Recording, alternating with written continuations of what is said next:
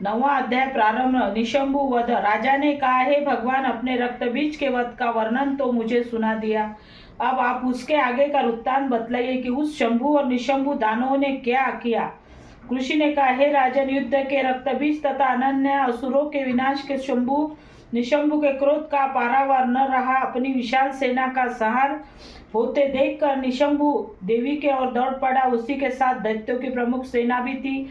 उस राक्षस के अगल बगल भीमकाय दैत्य उसके अंगरक्षक के रूप में मौजूद थे। वे सभी क्रोधपूर्वक देवी वध के निमित्त तत्पर होकर आगे आ गए। मातृगणों से युद्ध करने के बाद महाप्रकाश में शुभ की चंडी का वध के लिए वहां आ पहुंचा। अब तो देवी के साथ शुंभ निशंभु का घनघोर युद्ध भिड़ गया। वे दोनों महाबलवान दानव देवी पर मेघों की शुभ निशंभु का घनघोर युद्ध छिड़ गया। वे दोनों महाबलवान दानव देवी पर मेघों की भांति मूसलधार बाण बरसा रहे थे। राक्षसों द्वारा चलाए हुए बाणों को काटकर देवी ने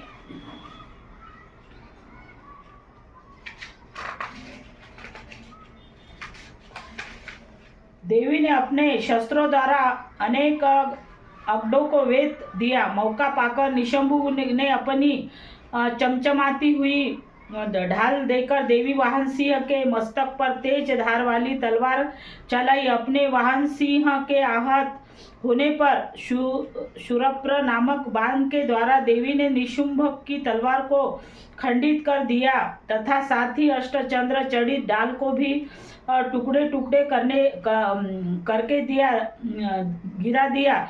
जब उन दानव के पास ढाल एवं तलवार न रही तो अपनी शक्ति का प्रयोग किया, परंतु देवी ने चक्र के द्वारा उस शक्ति को खंडित कर दिया। ऐसा देखकर निशंभु ने क्रोध में आकर देवी वध के लिए अपना त्रिशूल संभाला, लेकिन देवी ने मुष्टि का प्रहार से ही उस त्रिशूल का खंडन कर दिया। फिर उसने अपनी गदा चलाई, किंतु वह गदा भी काम न आई और वह देवी की त्रिशूल से भग्न हो गई। इतना होने पर भी वह महाकाय दानव देवी की ओर अपना फरसा उठाकर चल पड़ा। देवी ने देखते ही देखते अपने बाणों द्वारा उसे घराशायी कर दिया। अपने पराक्रमी भाई को भूमि पर गिरते देखकर शंभु क्रोधावंश में देवी पर लपटा। अपनी अष्टभुजाओं से युक्त वह गगनचुंबी दावन अपने संपूर्ण छात्रों को रथ में लेकर आकाश मंडल में दिखाई पड़ने लगा।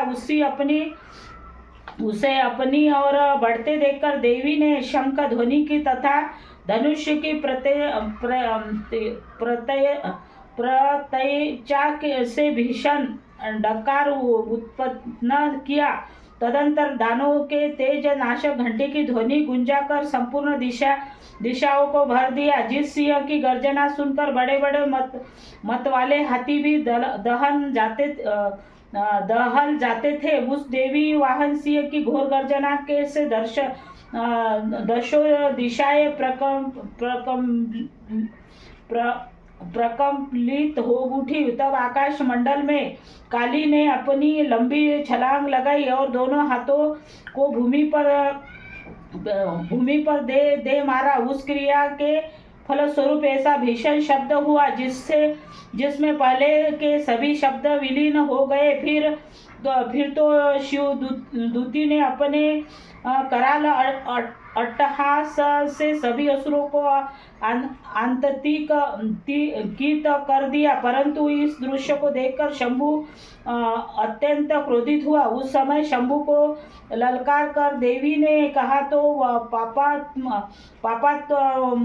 न खड़ा रहा। इस दृश्य को देखकर आकाश मार्ग में अवस्थित सभी देवगण देवी की जयकार करने लगे। तभी शंभु ने देवी पर ज्वालाओं से दहकती हुई भीषण शक्ति चलाई। पर्वत काय उस भीषण शक्ति को देवी ने एक बहुत बड़ी लूकाठी से अलग हटा दिया। उस समय शंभु की गर्जना से सारा ब्रह्मांड एक बहुत बड़ी लुकारी से अलग हटा दिया। उस समय शंभू की गर्जना से सारा ब्रह्मांड कांप उठा। हे राजन, उसकी गर्जना से ऐसा मालूम हुआ मानो व्रजपाल हुआ है, जिसमें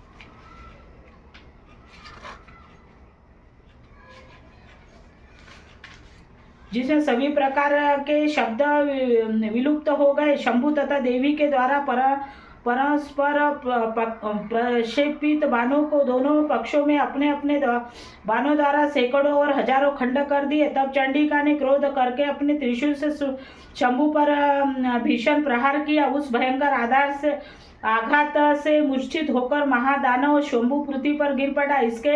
इसने इतने में निशंभु की मूर्छा दूर हो गई और उसने पुनः अपने बाणों को बरसाकर देवी चंडिका, काली तथा देवी वाहन सिंह को घायल कर दिया।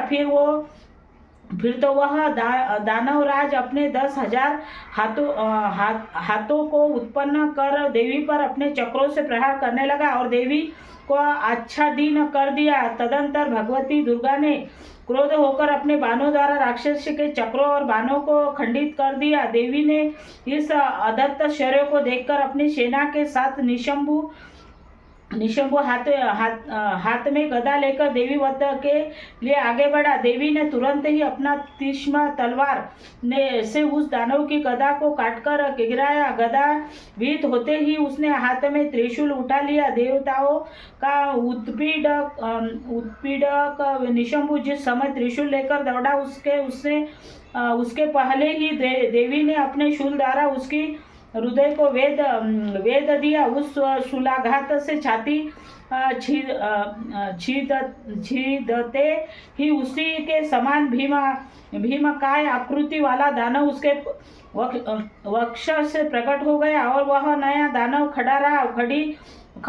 खड़ी रहा ऐसा कहने लगा। उस नए दानव की बात पर देवी अट्टहास करने लगी और अपनी तलवार से उसका सिर काट दिया। वह दैत्य वही भूमि पर गिर कर शांत हो गया। उसके गिरते ही देवी वाहन सिंह उसकी गर्दन चबाने लगा। इस दृश्य को देखकर रोए खड़े हो जाते थे। सिंह की तरह की काली और शिवदूती ने अभी अन्य राक्षसों का भक्षण करना शुरू कर दिया। कौमारी की शक्ति से विदारित होकर कितने ही दानव नष्ट हो गए। ब्रह्मानी के मंत्रभूत जल के सिंचन से कितने ही दानव तेजहीन होकर रणभूमि से भागने लगे। महेश्वरी के त्रिशूल प्रहार से कितने ही दानव चिन्ह भिन्न हो गए। वराई के थुथुन की मार से अनेक राक्षस चकनाचूर हो गए।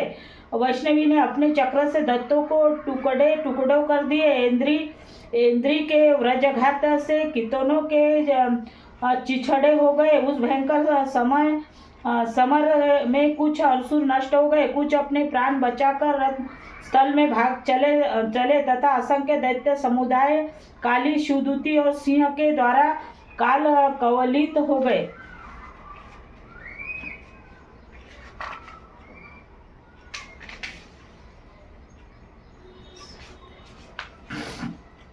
हमारी गणेश जी भगवान की जय, हमारी दुर्गा माँ की जय, काली माँ की जय, कुलदेवता जीन माता की जय और हमारी ब्रह्मानी माता की जय, हमारी सरस्वती माता की जय, हमारे घर के खामगांव के पूना के पूरे नवरात्रों की मातेश्रियों की जय, वहाँ के हमारी बड़ी माँ जगदम्बा माँ और सभी पूर्णिमा की मातेश्रियों की जय, हमारे महाकालेश्वर बाबा की जय, गणेश जी माँ, लक्ष्मी माँ, सरस्वती माँ की जय, अखंड दीपों की पृथ्वी माँ, भारत माँ, सूर्य देवा, चंद्रमा, गिरधर, तुलसा माँ की जय। राधे राधे।